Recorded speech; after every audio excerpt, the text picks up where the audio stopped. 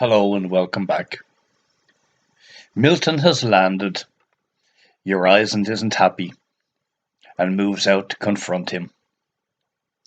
Milton's walking across the warm clay of the land of Israel, and Urizen, cold creature that he is, turns it into cold marble. He tries to baptize him into his cold intellectuality at the banks of the River Jordan. Now we're brought back to the Zoas, and we're given the locations where they reside in Albion's psyche in a geographical way. Tharmas, described as the Zoa of bodily integrity and sensibility in the west. Luva, Zoa of passion in the east. Orthona, Zoa of imagination and creativity in the north. And Urizen, Zoa of reason in the south. So long as they hold to their proper locations, Albion's psyche remains intact.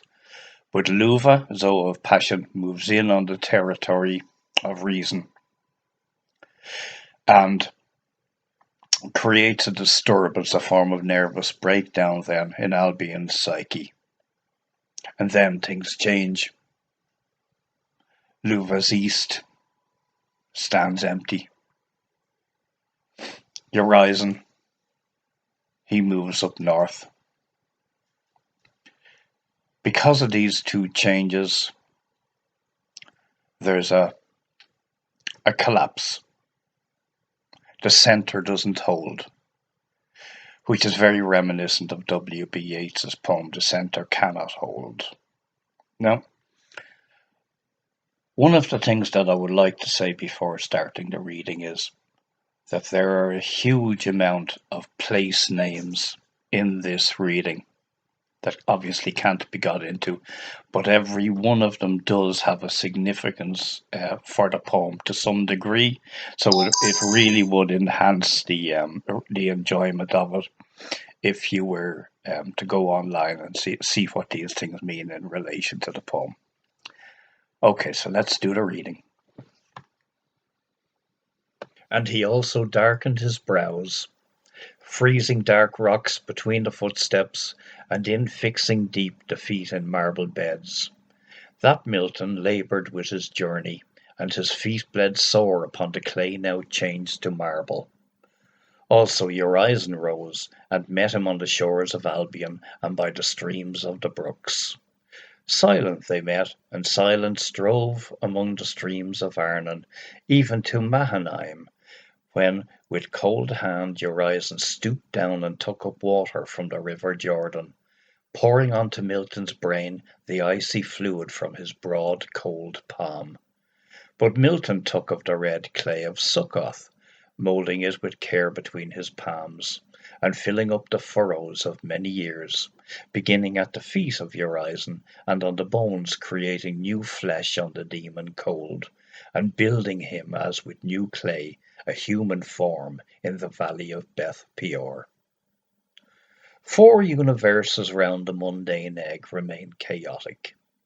One to the north, named Orthona, one to the south, named Urizen, one to the east, named Luva, one to the west, named Tharmas. They're the 4 Zoas that stood round the throne divine. But when Luva assumed the world of Urizen to the south, and Albion was slain upon his mountains and in his tent, all fell towards the centre in dire ruin, sinking down. And in the south remains a burning fire, in the east a void, in the west a world of raging waters, in the north a solid, unfathomable, without end. But in the midst of these is built eternally the universe of Los and Enotharmon, towards which Milton went, but Urizen opposed his path. The man and demon strove many periods. Rahab beheld, standing on Carmel. Rahab and Tirzah trembled to behold the enormous strife, one giving life, the other giving death to his adversary. and they sent forth all their sons and daughters in all their beauty to entice Milton across the river, the twofold form hermaphroditic, and the double-sexed, the female male and the male female, self-dividing, stood before him in their beauty and in cruelties of holiness, shining in darkness, glorious upon the deeps of Entuthon, saying, Come thou to Ephraim, behold the kings of Canaan. The beautiful Amalekites behold the fires of youth, bound with the chain of jealousy by Los and Enitharmon. The banks of Cam, cold learning streams, London's dark frowning towers, lament upon the winds of Europe in Rephaim's vale, because Ahania, rent apart into a desolate night, laments, and Enion wanders like a weeping inarticulate voice, and Vala labours for her bread and water among the furnaces. Therefore bright tears of triumphs, putting on all beauty and all perfection in her cruel sports among the victims.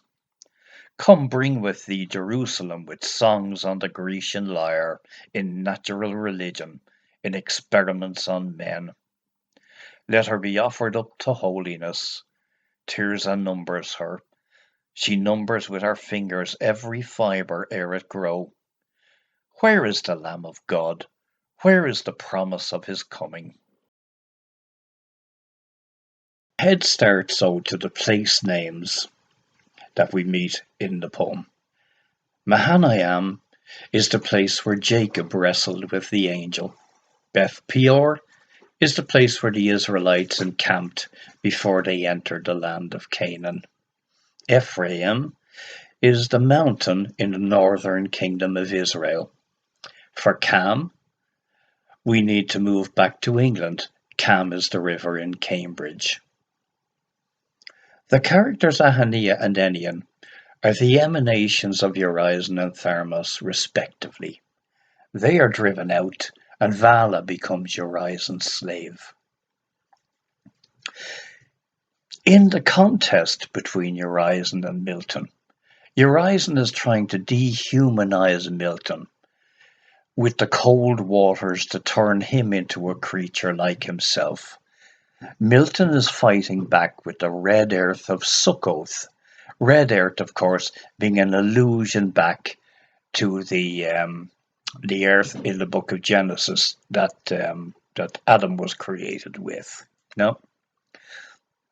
Along the way, Milton is also confronted with hermaphrodites, dual-sexed beings that are bound up in each other but mutually dissatisfied, the male craving power over the female and the female responding with cruelty. The chains of jealousy are the natural reactions of older people to immature or revolutionary ideas. So, I hope that helps, and I want to thank you for listening and hope to see you again. Bye for now.